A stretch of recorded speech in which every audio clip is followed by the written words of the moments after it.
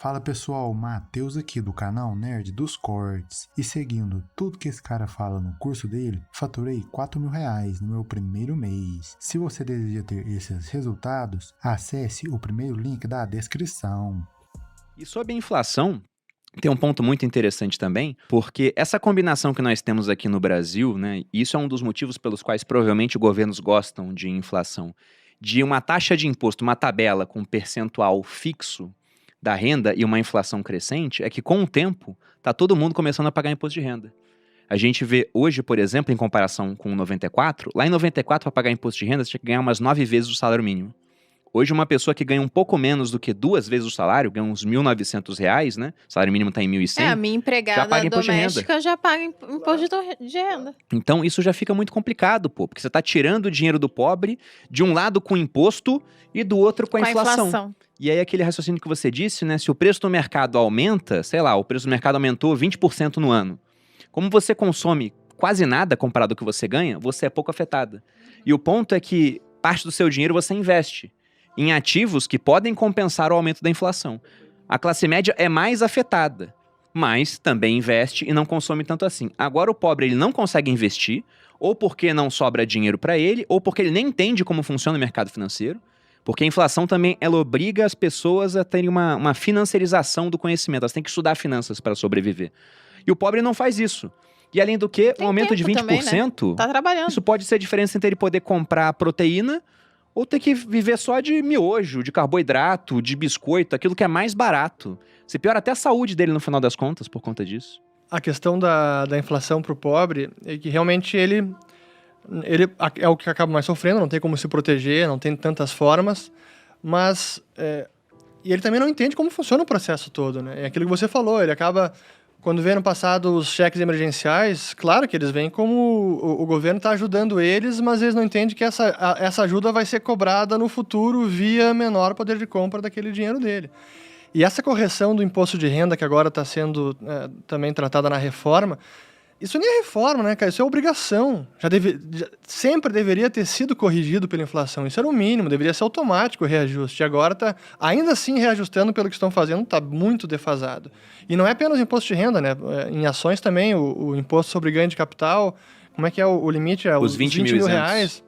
R$20.000, há quantos anos? Desde 94 também, não é? Se não me engano é 95. Na época, R$20.000 valia os 100 de hoje. Você comprava um imóvel na época e desde então não reajustaram. E quando forem reajustar, eles provavelmente vão tirar esse negócio. Claro. Vão falar, como assim vender ações e tá isento, né? Não, tem que tributar esse pessoal aí que vende. E outro dia eu fiz uma conta com essa questão da tabela de imposto de renda que a gente tem hoje, que não é corrigida desde 2015, e um aumento da inflação. Se todo ano a inflação aumentasse 5% e o governo fosse ajustando o salário mínimo em 5% também para compensar, em 30 anos, todo mundo que ganha um salário mínimo estaria pagando 27,5% de imposto. Porque o mínimo já estaria lá na faixa dos 4.700, mais ou menos. Então, uma inflação crescente... 27,5%, que é a alíquota mais alta hoje. Uma inflação crescente com esses impostos fixos, isso aumenta o percentual da renda das pessoas que vai parar na mão do poder próprio público. Governo, né? E eu queria ver contigo, eu achei um vídeo seu muito bom, que você falava sobre o legado cultural da inflação. E esse é um ponto interessante, como muito tempo de inflação muda a cabeça das pessoas em vários aspectos. E você falava no vídeo de quando você era criança, a primeira vez que teve um contato com a inflação, achei muito curioso isso. Pois é, eu até estava me preparando o roteiro para gravar o vídeo, até liguei pro meu pai para lembrar de alguns detalhes que eu não lembrava, como por exemplo... O clube que eu frequentava no Rio de Janeiro, na época eu morava no Rio, morei de 82 até 87, então época de infância. Eu nasci em 80, para quem tá pensando quantos anos eu tenho. E a gente frequentava o clube, era o Marina Barra Clube, que ficava na Barra da Tijuca. E naquela época, isso era 85, 86. Que era só mato naquela época, Barra da Tijuca. Sim, não tinha nada. E eu lembro que eu ganhava semanada, não era mesada, era semanada. E eu, muito me achando esperto, pensei, vou poupar o dinheiro e consigo comprar mais coisas. Tinha lá uma banquinha no clube, que vendia guloseima, chocolate, alguma coisa. Eu adorava chocolate, porcaria, como qualquer criança. E eu pensava, se eu juntar o dinheiro, daqui a algumas semanas eu consigo comprar um monte de bala. E aí, juntei algumas semanadas, acho que umas 4, 6 semanas. E aí, numa dada semana, eu fui lá com o meu dinheiro no bolso, cheguei pra comprar o que eu queria. O cara olhou o dinheiro e falou, não. Não, eu quero chocolate, mas não, isso aqui não como mais nada. Assim, a minha frustração foi tanta que eu não entendi o porquê, mas realmente aquilo me marcou, que é uma história que eu lembro até hoje. Eu lembro da cena como se fosse hoje, eu olhando pro cara, assim, isso aqui não compra nada. E antes comprava. E antes comprava. Em questão de 1 mês e meio. E realmente era assim, não é exagero. 80. Claro. Que tristeza. E então essa... Hoje em dia pode guardar o dinheiro, viu, gente? Vamos... Olha, calma aí. Cuidado com esse conselho aí, viu? Não, mas não poxa, por tanto tempo. Não por tanto tempo. Ah, compre dólar daquelas... Do nada. Aí qual foi o que eu comentei no vídeo até, né? Que esse tipo de... Imagina, essa experiência, o que ensinou pra uma criança de 5, 6 anos? Não poupe. Não poupe. Torre tudo. Recebeu o dinheiro, gasta. Então, e é exatamente o que acontecia naquela época. A gente falou no começo da nossa conversa aqui sobre as compras de mês, né? Esse era o rancho. No sul a gente chamava de rancho. A compra para abastecer dispensa e geladeira. E realmente o pessoal fazia isso. Recebia o salário e tinha que gastar na hora. Porque se não gastasse, no dia seguinte ia comprar menos.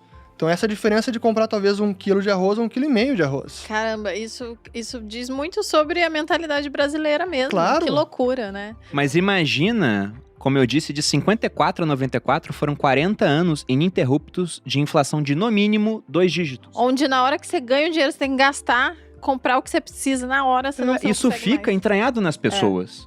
E aí você pensa, não, tem que poupar. Também tivemos um confisco no meio do caminho. Mais isso até eu acho que... Não sei se eu cheguei a fazer vídeo já sobre o plano Collor, mas depois a gente fala do Collor. Mas só voltando sobre o legado cultural, né? Então esse tipo de experiência onde a inflação é muito alta, incentiva a consumir e não a poupar, faz com que a sociedade fique muito mais orientada ao presente. A consumir mais, ao curto prazo, e não planejar no futuro. Pô, como é que eu vou começar uma fábrica, um investimento que vai durar talvez 2, 3 ou 5 anos, se eu não tenho a menor ideia de quanto vai valer o dinheiro no futuro? Então, é uma coisa básica. Então, toda a sociedade começa a se orientar muito mais para o curto prazo. Não fale isso, que eu acabei de abrir uma marca de roupa em real. Mas hoje há muito menos incerteza do que naquela época, né? Exatamente. Eu fiquei nervosa aqui.